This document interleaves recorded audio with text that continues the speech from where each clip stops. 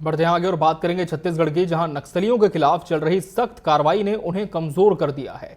प्रदेश की सीमा से लगे गढ़चिरौली जिले में 6 करोड़ रुपए के इनामी नक्सली सोनू दादा उर्फ भूपति ने अपने 60 साथियों के साथ सरेंडर कर दिया।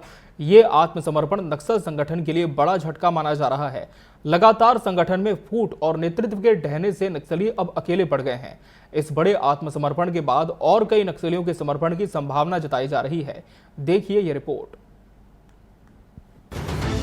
छत्तीसगढ़ से नक्सलियों के पांव लगातार उखड़ते जा रहे हैं। ऐसे में नक्सलियों को एक बड़ा झटका उस समय लगा जब महाराष्ट्र के गढ़चिरौली जिले में 6 करोड़ के इनामी नक्सली सोनू दादा उर्फ भूपति ने मंगलवार को सरेंडर कर दिया। बताया जाता है कि सोनू ने अपने 60 अन्य साथियों के साथ हथियार डाले हैं। माओवादी आंदोलन के इतिहास में ये एक और बड़ी समर्पण की घटना है। 6 करोड़ के इनामी मोस्ट वांटेड नक्सली भूपति ने अपने 60 नक्सली साथियों के साथ आत्मसमर्पण किया तो इससे नक्सली संगठन का ढांचा पूरी तरीके से ध्वस्त हो गया है। इतने बड़े सरेंडर से महाराष्ट्र के गढ़चिरौली जिले में लगभग नक्सलवाद खात्मे की ओर है। भूपति को नक्सली आंदोलन के सबसे सीनियर और प्रभावशाली नेताओं में से एक माना जाता है। कौन है भूपति? केंद्रीय कमेटी के साथ साथ पोलित ब्यूरो मेंबर और वरिष्ठ नक्सली कमांडर मल्लोजुला वेणुगोपाल राव उर्फ सोनू उर्फ भूपति।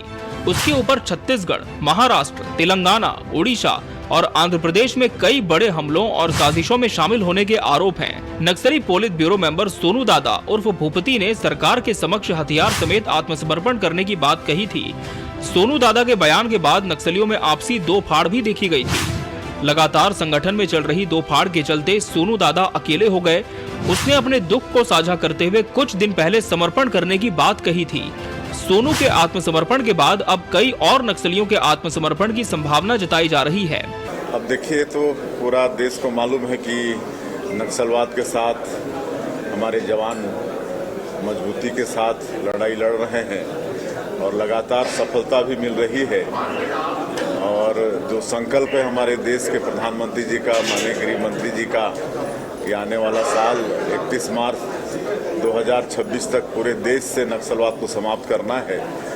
और मुझे पूरा भरोसा है कि उनका संकल्प पूरा होगा और जो छत्तीसगढ़ के विकास में एक बहुत बड़ा बाधक ये जो नक्सलवाद है ये समाप्त होगा तो पूरे छत्तीसगढ़ में और विशेषकर बस्तर के क्षेत्रों में तेजी से विकास होगा।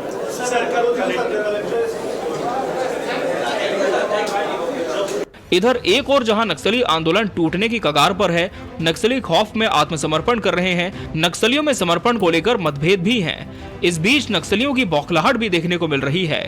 बीजापुर में बीजेपी के कार्यकर्ताओं को मुखबिरी के शक में नक्सलियों ने मौत के घाट उतार दिया है।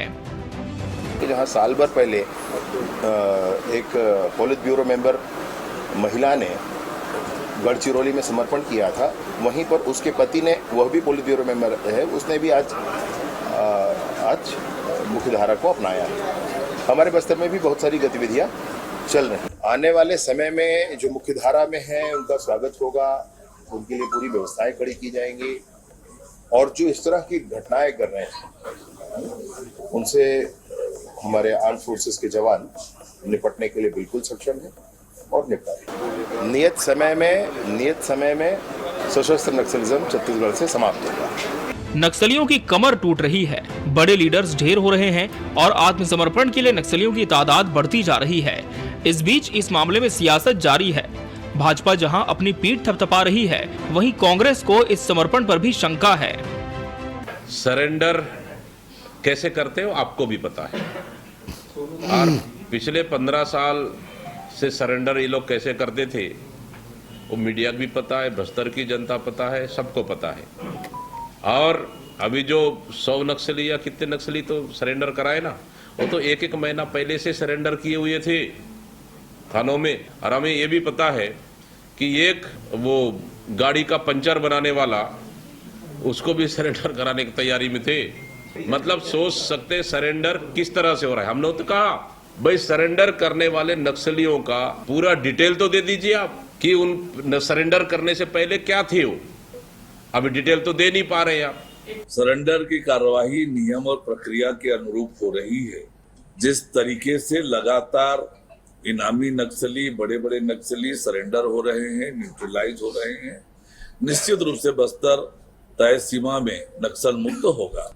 हमारा जो संकल्प है, छत्तीसगढ़ की जनता, देश की जनता बखूबी देख रही है कि हमारे सुरक्षा बल के जवान दुर्गम इलाकों में भी जाकर नक्सलियों का खात्मा कर रहे हैं। जिस तेज गति से नक्सलियों का आत्मसमर्पण हो रहा है, गिरफ्तारियां हो रही है और लगातार इस दिशा में काम हो रहा है कि बस्तर नक्सल मुक्त हो, इस दिशा में लगातार काम हो रहा है। फिलहाल नक्सलियों के खात्मे का लक्ष्य करीब है और बारिश खत्म होने के बाद नक्सल मोर्चे पर फोर्स आक्रामक होगी। ऐसे में नक्सलियों का खात्मा भी तेजी से हो रहा है और नक्सलियों की रीढ़ माने जाने वाले लीडर्स टूट रहे हैं। ऐसे में नक्सलवाद अंतिम सांसें गिनता हुआ नजर आ रहा है। Bureau report, TV 24 news.